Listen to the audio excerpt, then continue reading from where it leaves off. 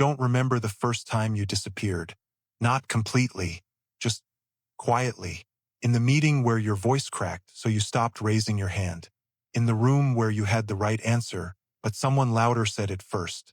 And everyone nodded at them. Not you. You told yourself, I'm not ready. I'll wait. I'll come back stronger. But days turned into months, and silence became your armor and your prison. You think you're not leading because no one follows you, because no one listens, because you feel invisible. But the truth is, you're leading whether you know it or not. Through your body, through your energy, through every moment you avoid eye contact, shrink your voice, or apologize just for existing.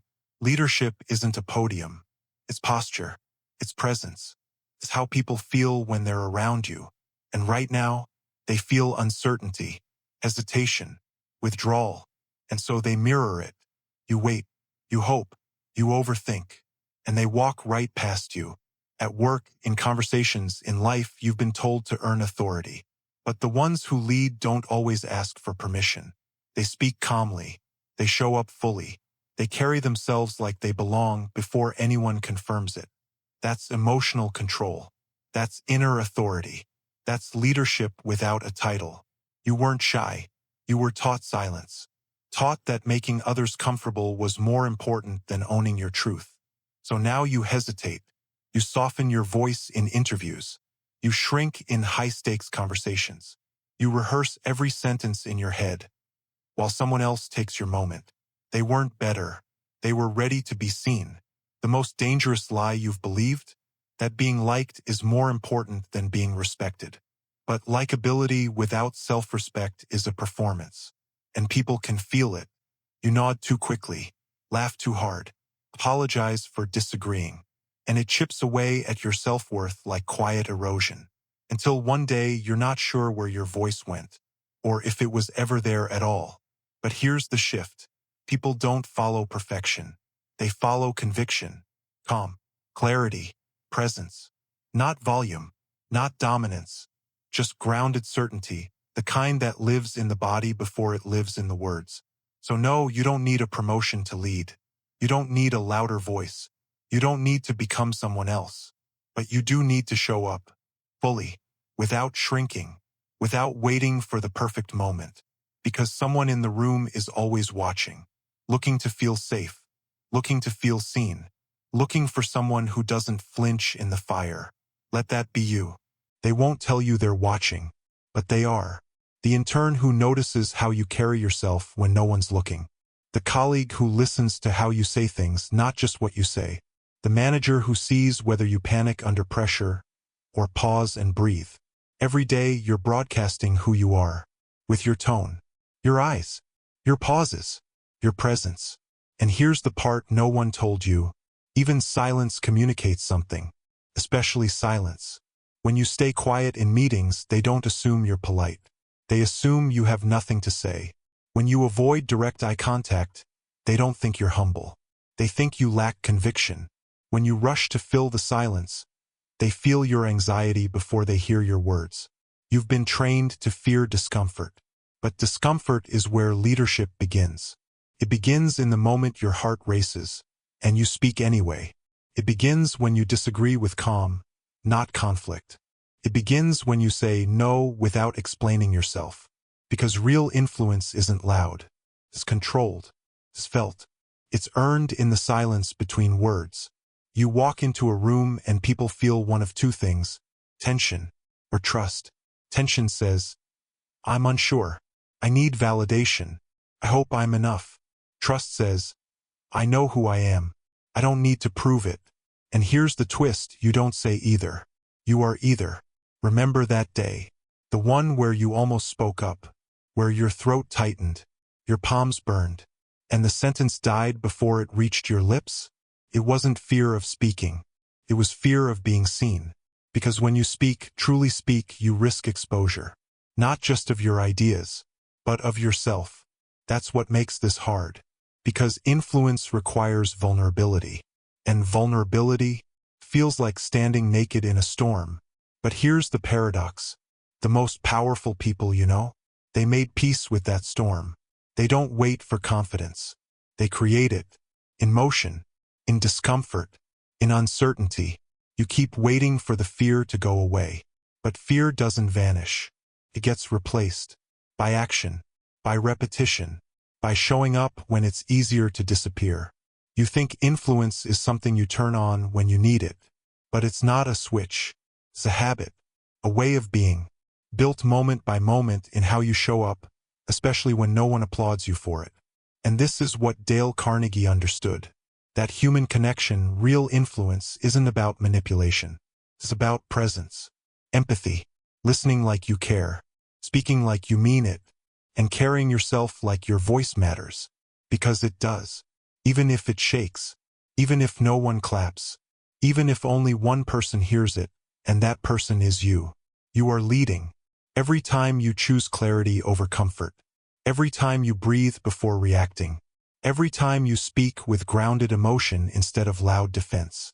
And if no one ever said it to you before, let this be the moment. You don't have to become louder. You just have to become real. You've mistaken invisibility for humility. But shrinking doesn't make you safe. It makes you forgettable. And deep down, you know it. You feel it every time you nod when you want a challenge. Every time you laugh when it's not funny. Every time you swallow your truth just to avoid tension. And it eats away at you quietly. Not all at once. But in the little moments that no one sees. You leave the meeting and feel heavy. Not because of what they said, but because of what you didn't say. You go home and replay the moment. The question you could have answered. The boundary you could have drawn. The presence you could have claimed. But it passed. And once again, so did you. There is a war inside you. Between the part of you that wants to be liked. And the part of you that knows you were meant to lead. The part that craves comfort. And the part that aches for impact. And every day you choose. Even when you don't realize it. Even in the smallest moments you choose. You're not invisible because they overlook you.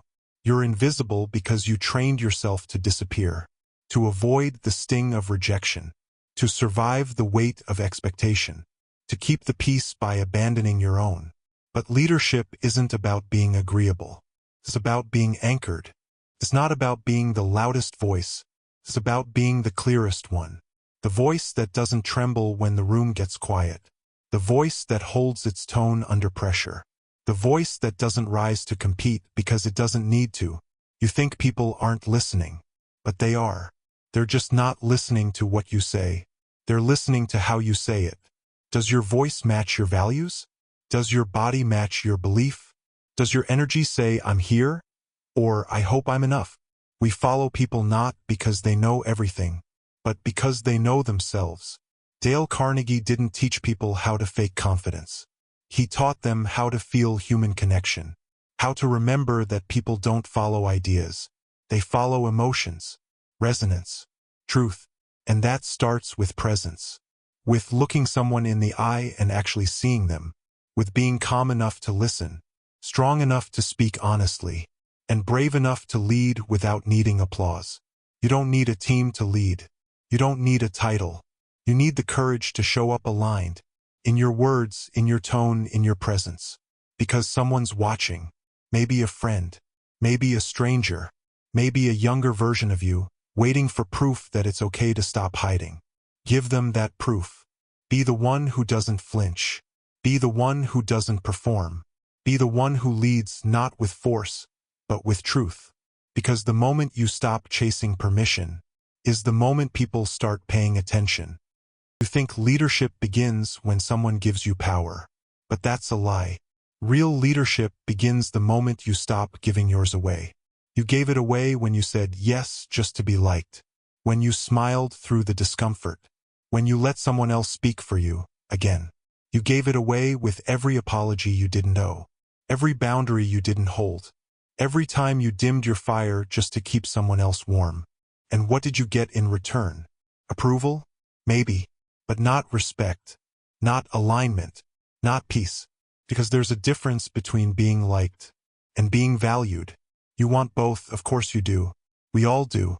But when you start choosing likability over truth, you trade power for performance. And performances are exhausting. They wear down your nervous system, your identity, your soul. You walk into a room wondering who they need you to be, instead of walking in knowing who you already are. That's the cost of disconnection. And it's subtle. It doesn't shout. It whispers. You're too much. Don't say that. Don't be that. Stay small. It's safer here. And maybe once it was. Maybe shrinking protected you. Maybe silence kept you alive.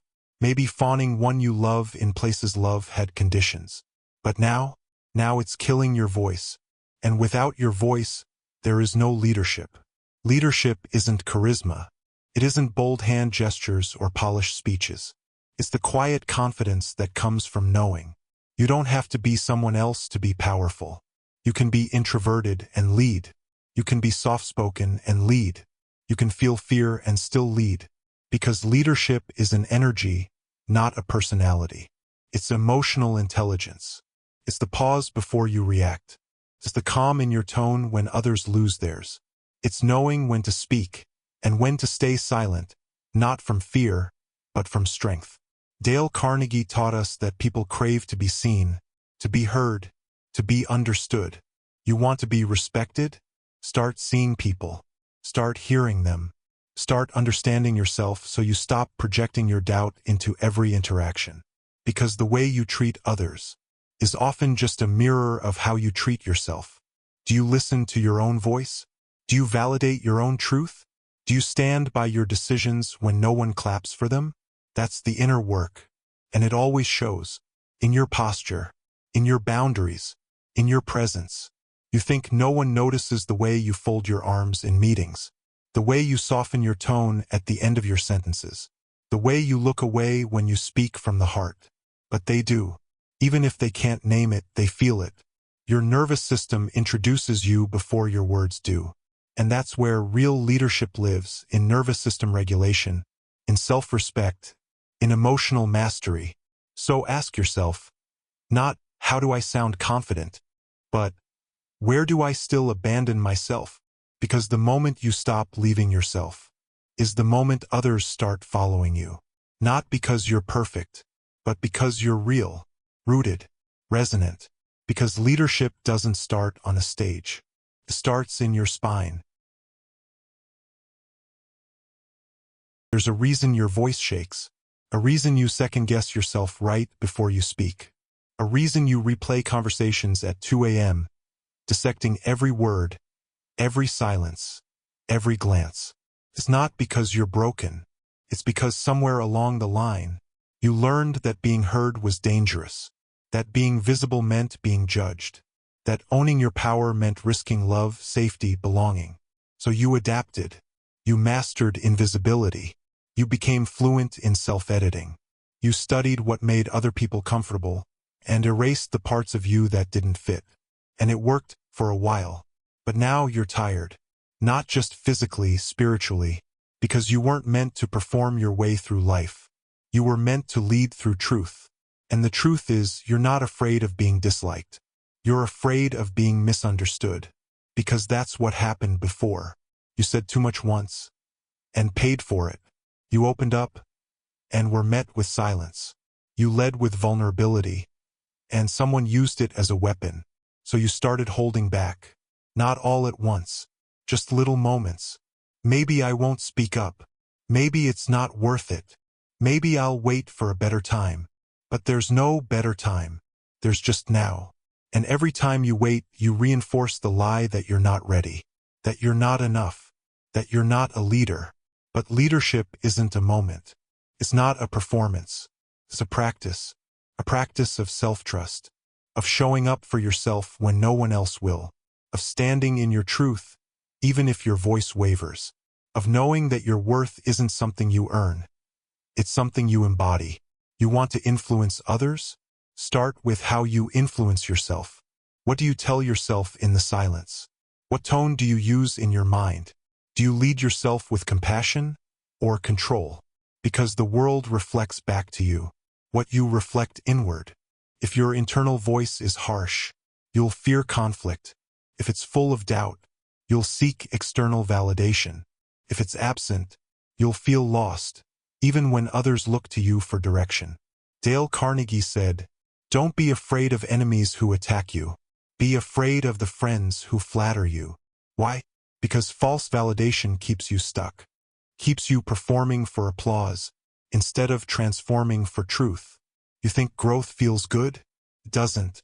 It feels like discomfort, like awkward silences, like risking the relationship for the sake of the conversation, like saying, "Here's how I really feel," and bracing for impact. But impact doesn't come from comfort. It comes from clarity, and clarity requires you to stop negotiating your worth. In rooms that benefit from your silence, you don't have to be unkind to be powerful. You don't have to be aggressive to be clear. You don't have to be perfect to be followed. You just have to be solid, rooted in who you are, even when it's hard, especially when it's hard. Because people don't follow what's shiny. They follow what's real. And if you want to lead, truly led, then your job is not to avoid discomfort. Your job is to walk through it first, so others know it's safe to follow. Be the one who speaks last. Not because you're unsure, but because you're listening. Be the one who stays calm. Not because you're emotionless, but because you've mastered the storm inside. Be the one who walks in quietly and still shifts the entire room. That's leadership. Not loud, not perfect, not validated by others, just real and present and powerful in a way that doesn't need to prove itself. Sometimes the moment comes and you freeze, not because you don't know what to say, but because part of you still believes you're not allowed to say it. You walk into the room and feel it instantly, the power dynamics, the subtle glances, the unspoken rules. You feel eyes, expectations, pressure, and instead of rising into it, you retreat, smile, shrink, nod, blend in, not because you're weak, but because you were trained to survive like this. You were told, don't be too direct, don't make it awkward, don't speak unless you're sure. So now you hesitate in the exact moments you're meant to rise. Not because the fear is real, but because the fear is rehearsed. Your nervous system is playing an old script. One that says safety means silence. Belonging means bending. Leadership, that's for someone else. Someone louder. Someone ready. But listen to me now. You were never too quiet. You were just taught to prioritize comfort over clarity. Your own comfort. Their comfort. Everyone's, except the truth's. And now, comfort has become your cage. You keep waiting to feel confident before you lead. But what if the feeling only comes after you act? What if confidence isn't the requirement, but the reward, the result of honoring your voice when it shakes, of standing tall when your knees want to fold, of looking someone in the eye and saying, "This is what I believe, even if you disagree." That's leadership, not perfection, not applause, but alignment. And alignment is expensive. Costs you comfort, costs you approval. It might even cost you people, but it buys you freedom. The freedom to walk into any room and still belong to yourself. The freedom to disappoint others without betraying your values. The freedom to speak, not to be right, but to be real. You want to be powerful? Start showing up like your words matter, like your presence has weight, like your energy is not accidental, it's intentional. Watch how the room changes when you sit without fidgeting, when you say no without softening it, when you hold silence without rushing to fill it. These aren't tricks, they're signals. They say, I'm not here to beg for space. I am the space. And others feel it instantly. Dale Carnegie taught that people respond not to logic, but to emotion, not to facts, but to feeling. So what do people feel when they're around you? Do they feel steadiness? Or do they feel your doubt bleeding through every sentence? Do they feel your presence or your performance? Because leadership isn't just what you project. It's what people absorb. They absorb your energy, your tension, your self-trust or your self-abandonment. You think you're hiding it well, but your body speaks first. Your eyes give you away. Your breath gives you away. Your pacing, your tone, your posture. All of it tells a story. So tell the right one. Tell the story of someone who doesn't flinch. Someone who leads even when no one asks them to. Someone who remembers, The world doesn't follow titles. It follows truth. And that truth lives in you. Not after your next promotion. Not when you're finally ready. Not when the fear disappears. But now, here, in this breath, in this moment, if you can stay with yourself, while everything around you tries to pull you out of alignment, then you've already won. Because the real leader in the room isn't always the loudest. It's the one most rooted in who they are. You've been taught to prepare your words, to rehearse, to polish, to speak only when it's perfect. But the most powerful moments? They're never perfect. They're present. The eye contact you don't break. The truth you say anyway. The breath you don't rush when the pressure climbs. That's where people feel you. Not in the words, but in the weight behind them. And people can tell when you're not with yourself. When you're thinking 2 steps ahead. When you're watching their reaction instead of listening to your own voice. It's like emotional static. The signal drops, the trust breaks, the moment passes. You're not losing respect because you're too quiet. You're losing it because you don't own your quiet. You don't trust your presence to be enough. So you fill the space. You over-explain. You qualify everything you say. And the irony? The more you chase clarity through over-talking, the more people feel your uncertainty. Because leadership doesn't live in a wall of words. It lives in stillness. It lives in restraint. It lives in the courage to say less and mean more. Dale Carnegie didn't teach people to dominate. He taught them to connect. And connection doesn't come from volume. It comes from resonance. When you speak from your center, not from fear, not from ego, people feel safe. Even if they don't agree, they lean in. Because real presence is rare. And in a world full of noise, grounded truth feels like silence breaking open. Think about the leaders you remember.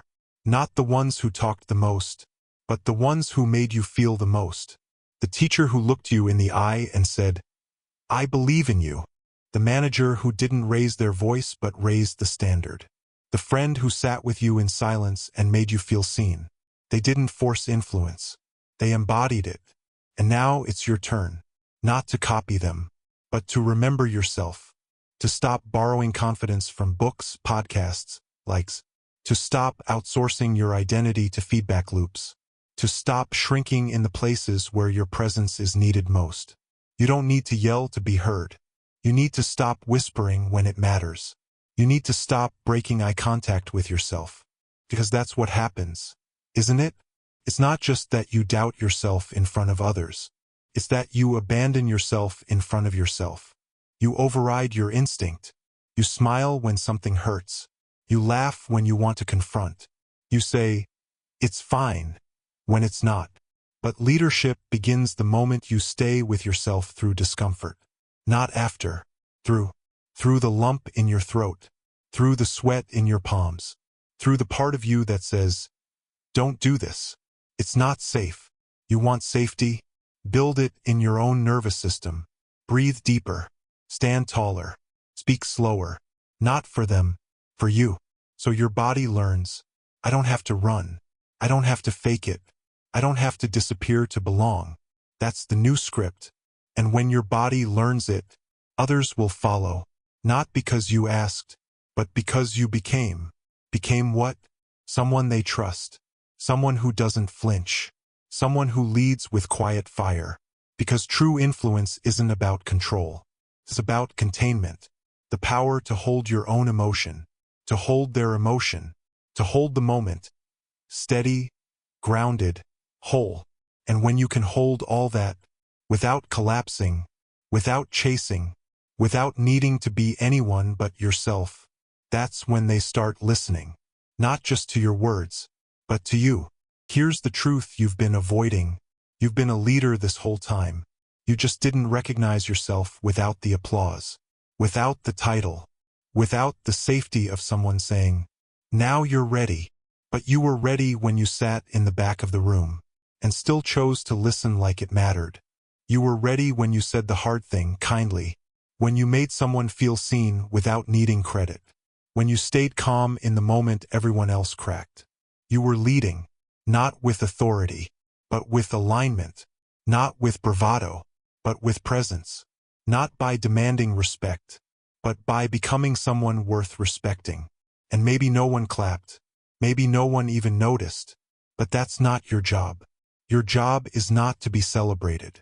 Your job is to stay centered, because your greatest impact will never come from being the loudest voice in the room.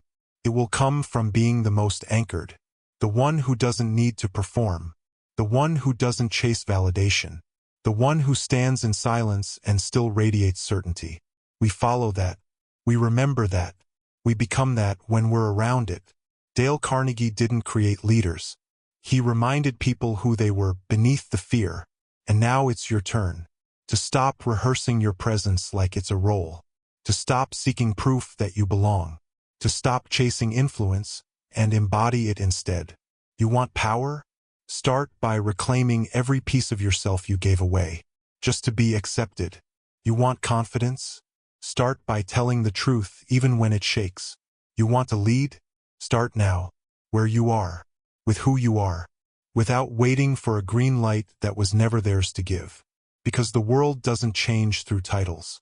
It changes through energy, through the quiet decision to stay fully present, fully human, fully here, when everything in you wants to run. So take up space, speak your truth, lead with calm, and never again abandon yourself to be understood.